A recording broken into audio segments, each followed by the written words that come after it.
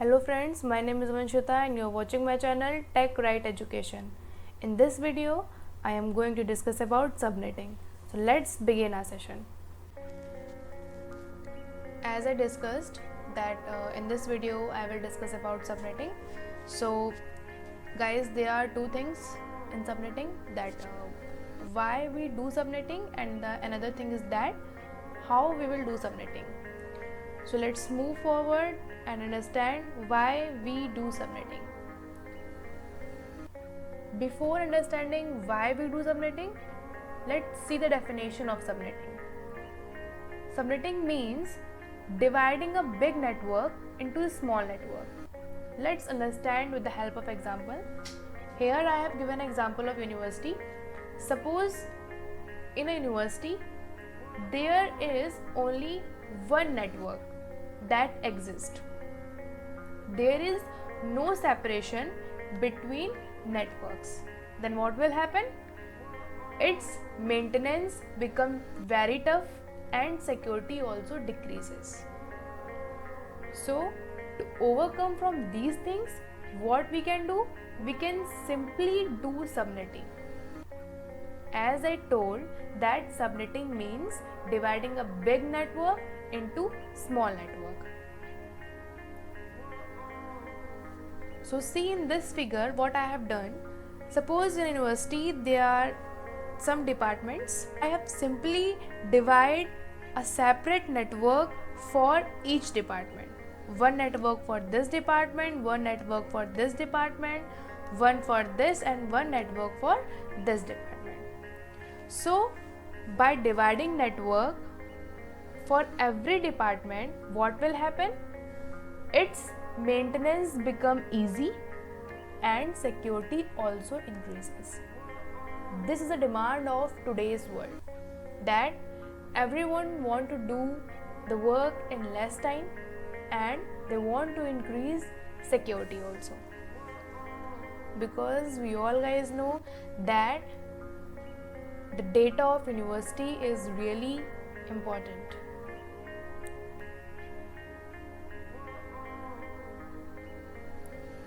Now what we will do? We will understand how we do subnetting.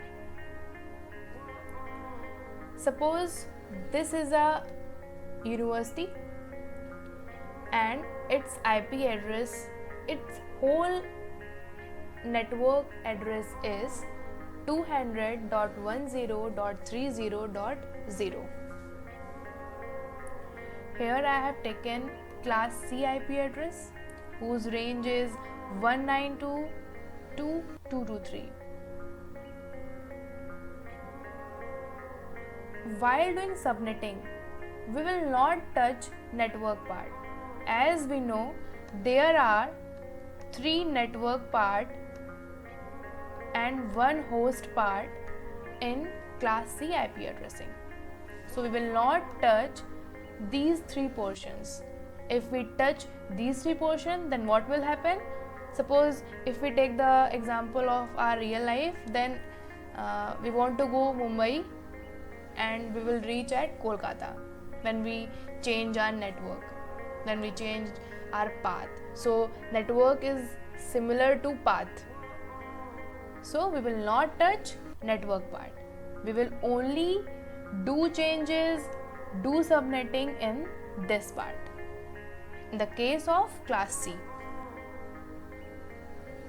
this range goes from 0 to 255. There is one more thing, that 0 is reserved for network address and 255 is reserved for broadcast address. So 0 and 255, these two we will not give to any of the host because they are already reserved. So how many total number of hosts we have? We have total 256 number of hosts. 0 and 255 are reserved. So how many are remaining? Only 254 number of possible hosts are remaining. So we will do subnetting in this area only. Suppose I want to divide a network in two different parts. One is S1 and another is S2. So what we will do? As I told you that we will not touch the network part. So I have not touched it network part. Network part is remain same as I have written in my previous slide. That is this. What I have done, I have simply write the network part as it is, that is 200.10.30, and here in second subnet 200.10.30. Now what I will do, simply reserve one bit here, reserve one bit 0 here in this side and one bit 1 here in this side.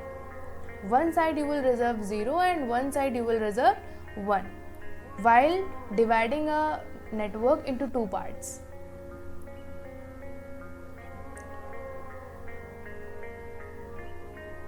This 0 will followed by all 0, and what will become 200.10.30.000.000 and 00.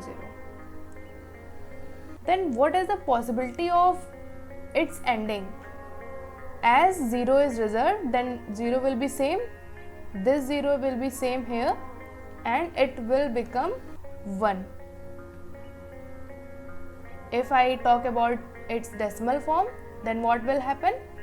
200.10.30.0 to 200.10.30.127. Similarly, as I told that here what we will reserve 1. It will start from 1 followed by all 0, then 1. Here what will change? It will become 1, then it will become 10, then what is the possibility of its ending? All 1. It will go to all 1. If we convert this in decimal form, then this is the representation of its decimal form.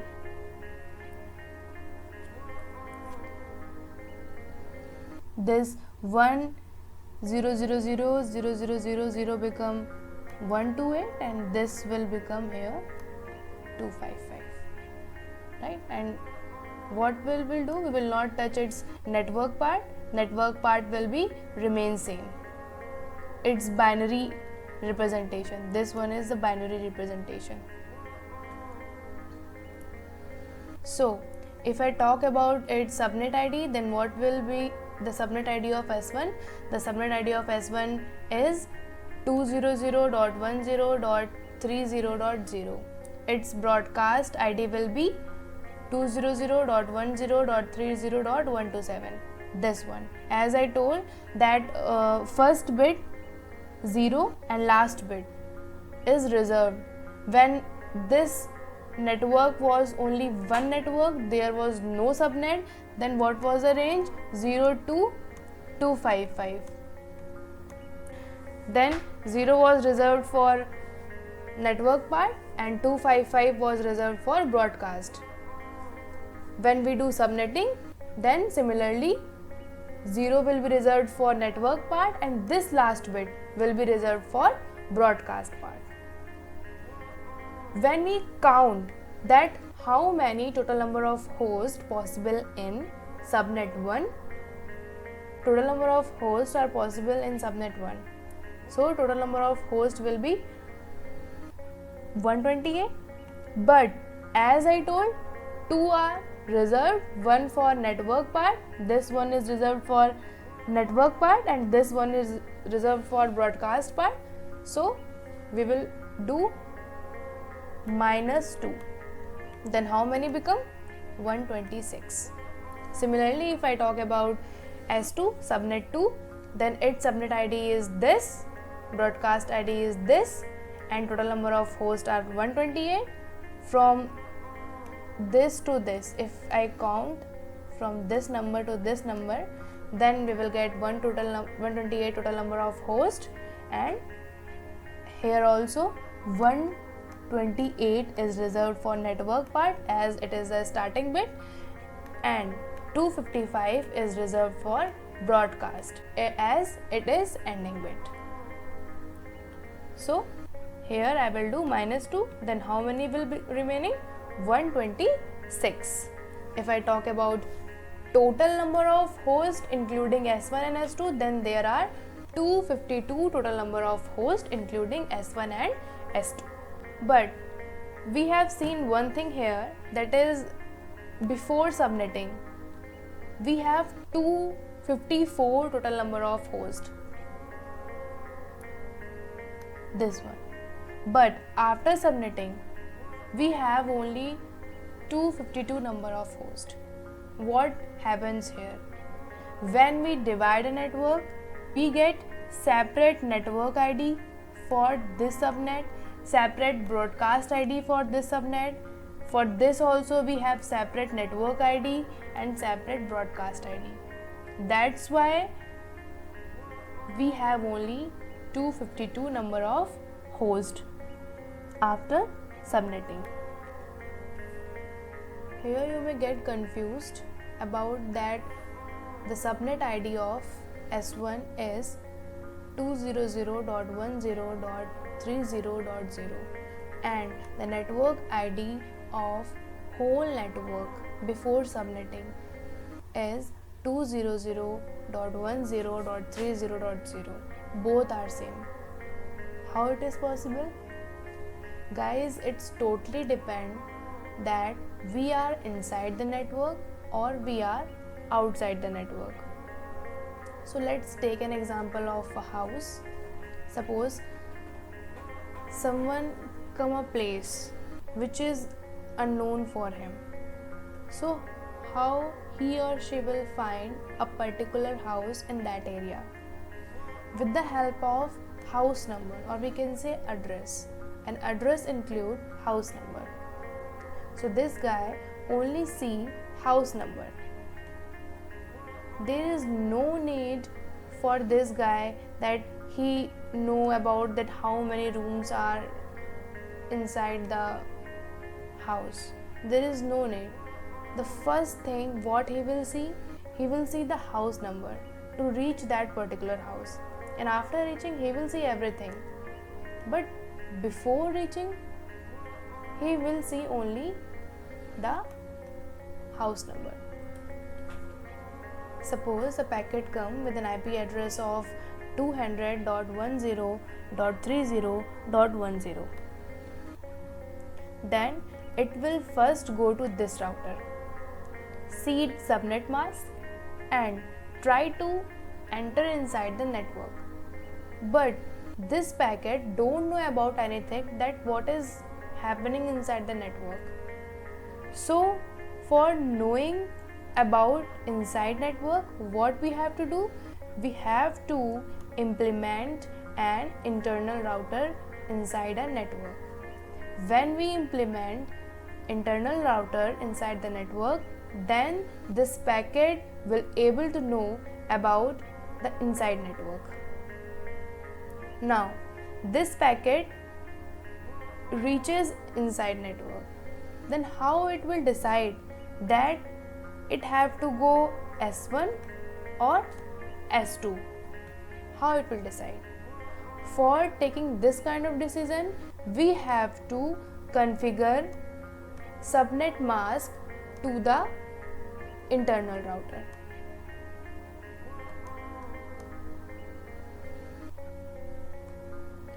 And for configuring subnet mask, what we have to do? As I told in my previous slide that how many bits I have reserved. Here I have reserved only one bit, that is 0. I have reserved only one bit, that is 0. So what we will do? We will simply count that I have reserved only one bit, this one.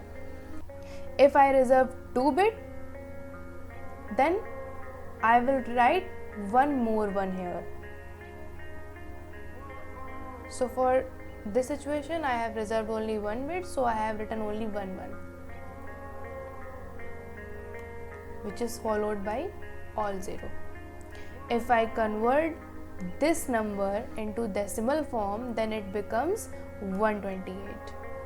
As I know that in one octet we have 8 bits, so this 0 will be followed by all 0 as previous slide, and I have reserved only 1 bit, so I have written 1 here and all zeros.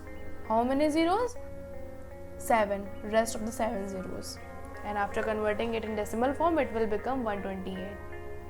So the default subnet mask of class C is 255.255.255.0, and after calculating this 128, what is the subnet mask of the internal router?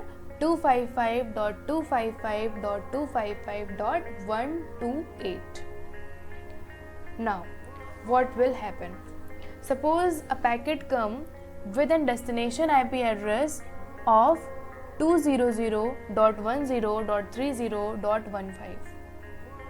Then it will first go to this router, then enter inside the network. Now how it will decide that it have to go S1 or S2? It will simply do AND operation. How? It will take this bit from subnet mask and this bit from packet IP address. As I told, we will not touch the network portion. We will never touch network portion. We will only do every calculation in its host portion. That's why we are taking only 128 and 15 and doing AND operation. And for doing AND operation, we have to convert this in binary form. AND means multiplication. So the binary form of 128 is this, and the binary form of 15 is this. When we do AND operation, then it will become 0. That is 1 0 0 1 0 0 in the similar way. So what we will get? We will write the network portion and this portion. When we convert this in decimal form, then it will become 0, and I have written here. So the packet decide that it have to go subnet 1. How? Subnet 1 ranges from 0 to 127, as I told in my previous slide.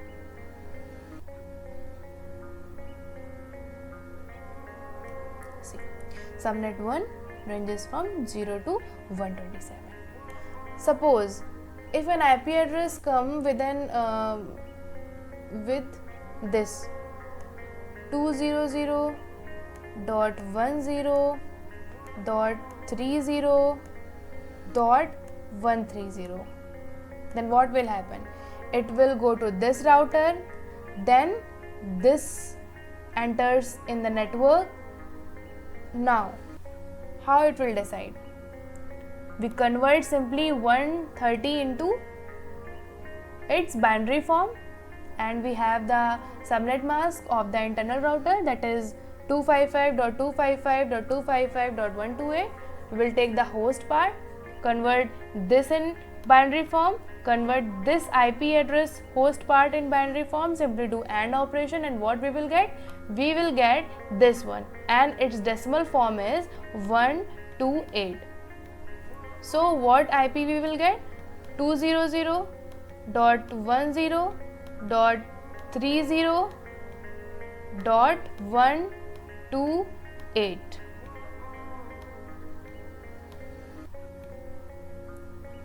And the range of subnet 2 is 128.2.255. Then this packet decide that it have to go subnet 2. There are some disadvantages of subnetting also. That is, before subnetting, if any IP address come, then we have to identify its network ID, its host ID, its port number. Port number is also called process ID. After doing these operations, it reach to the particular host, or we can say particular process. But after subnetting, what will happen? It go through network ID, then the subnet ID, then the host ID part, then process ID. As I told that there was two router, one was outside the network and one was inside the network. Then it have to face network ID, then subnet ID. After subnet ID, it have to face host ID, that what is the host ID, then it will reach to the process ID. So number of steps increases. So this is the main disadvantage of subnetting. Advantages of subnetting are, we can maintain our network very easily, we can increase security, we can manage everything very easily. Guys, if you like a video, then press like button, share to your friends. If you have not subscribed to our channel, then go and subscribe to our channel. If you have any queries, then ask with the help of comment box. You can also join our Telegram group for the purpose of asking queries, and also join Telegram channel for getting new updates on new videos. So thank you guys.